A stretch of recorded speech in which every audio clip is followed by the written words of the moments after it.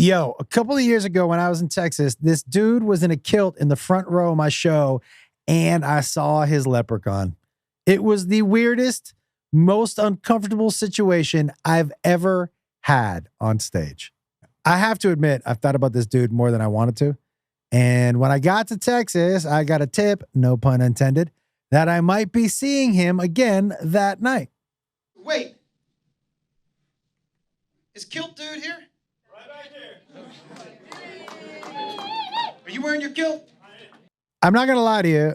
I got nervous a little bit, you know, when your butthole puckers, because I thought, ooh, that leprechaun might come out looking for his pot of gold again. Have you heard me tell the story about the kilt guy? Yeah. Have you heard it? That's him. And I do love that he's wearing my merch.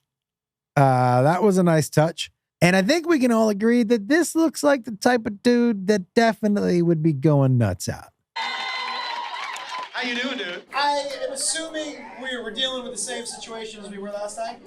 Of course, yes. Yeah.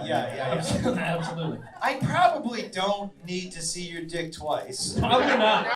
You know what? But Mama didn't raise no quitter. I felt like I had to tell the crowd the story, right? So here you go, and enjoy it. If you haven't heard this story before, truly my favorite interaction with any crowd member I've ever had at any of my shows. We're in Dallas. He's sitting right here in his kilt, okay? And look, man, if you're at a comedy show and you're in the front row and you're wearing a kilt, somebody's gonna talk to you. You know what I mean? You're not going away unscathed, right? So he's sitting here, and I was like, "Hey, man," and I said, "What's with the kilt?"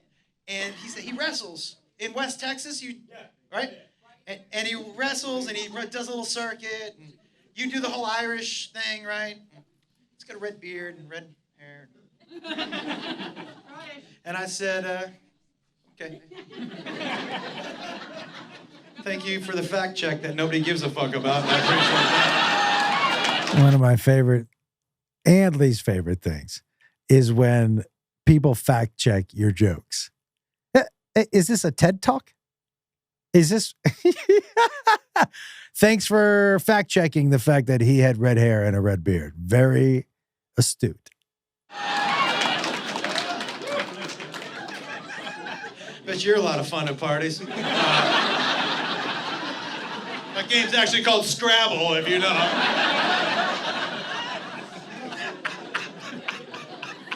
Filled with shitty, useless information. The shoe was invented in 1727.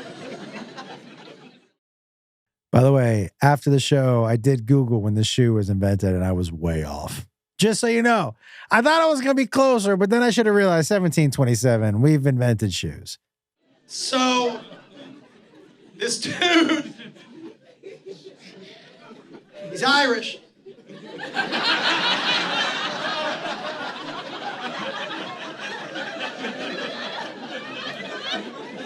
Forever for this story, Irish.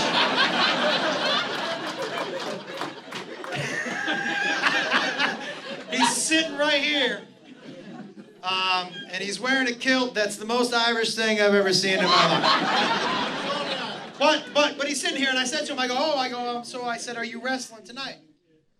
And he was like, "Nah." I was like, "What's with the kilt?" And he was like, "Things get a little sticky down here in Texas." By the way, if you're a dude and you're watching this, you know exactly what I mean. When you shake like that and you can feel your nuts just kind of tap the inside of your thighs, that is exactly what he was doing right in front of my face. So I was like, but listen, man, I need to know. So I asked him, I gotta know, dude, are you wearing underwear? And he said, I'm gonna tell you what I tell everybody else. You gotta lift it up to find out. By the way, I love the balls on this dude. Because you know, if you're wearing a kilt, every single person that comes across is going to be like, are you wearing underwear? So to say you got to lift it up to find out, you really are separating the doers from the not doers. Do you know? And I told him, you're challenging the wrong guy. Are you telling me I can lift this kilt, see a human dick, and make this whole room uncomfortable? That's my jam, man. Like, that's what we like. Now, I will tell you what I really respect about this dude. He never backed down. I kept trying to make him uncomfortable, and he kept trying to make me uncomfortable. So he spread his fucking legs. And he was just like, get in there. And I was like... Yeah, get in there was so oddly confident and nonchalant that I was like, oh no, I'm gonna have to see this dude's dick right now. Because right away I was like, oh, he's not backing down. Get in there is not something somebody who's backing down is saying. So I had to dig in, you know? Fuck this guy, you know? So, but I wasn't gonna let him make me more uncomfortable than I was gonna make him. So when he said get in there, I just dropped to my knees and I was like... And he was like, do you have to do that from your knees? And I was like, well, from my experience, it's the best angle to see a dick, so...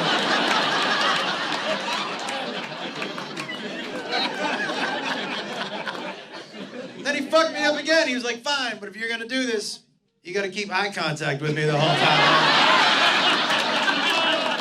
Yeah, he kept winning, guys. He kept winning. I was like, this is gonna beat him.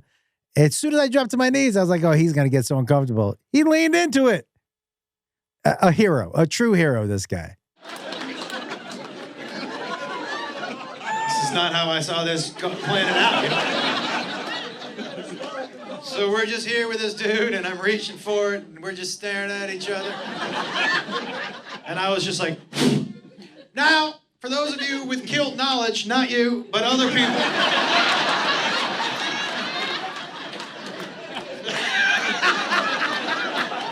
But for those of you with Kilt knowledge, man, there's two sides to the kilt, right? One side is more kilt, one side is under the kilt. I lifted the wrong side, it was just more kilt. And he was pretty funny. He was like, you know, I buried the treasure on the other side. And I was like... Yeah, every time he spoke, I was like, ooh, this is a bad decision on my part. Because every time he spoke, I was like, I'm really about to see a dick close up. Close up dick. It's kind of like close up magic, but way different. So I get back down there, and by the way, I look him in the eye, because that's what I promised. And guys, I like pranks, so I like to get people, but I like getting got too, you know?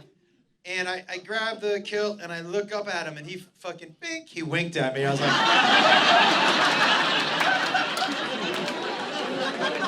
this is not what I want at all. And then I just... Yeah, real dick, human dick, yeah.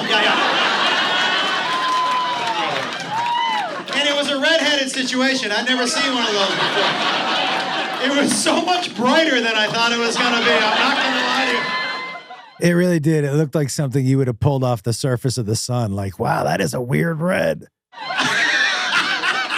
It was a real, and it was that color red where it looked like somebody just hit it once, you know what I mean? Like a light sunburn red, you know what I'm saying? Yeah, dude, I'm so glad you're here. This story encapsulates what I love about being a stand-up. Few things. One, the story itself, man. I like it when weird shit happens. You're not expecting it, and it's life. And people, two strangers, are just having a weird, good time with each other. I also love that, yo, man, you know I'm a comic. You know I'm going to tell a story, but that people understand the vein in which I'm telling stories. He knows I'm not insulting him, and actually he wins the story. But there's so many things that I love about it. And the fact that he came back and he reaches out to me whenever I'm in the area. It's so cool to make a connection like that with some dude over his dick. More of these to come, everybody. Check out, make sure you subscribe to this YouTube channel. Share and like and tell all your friends. Later.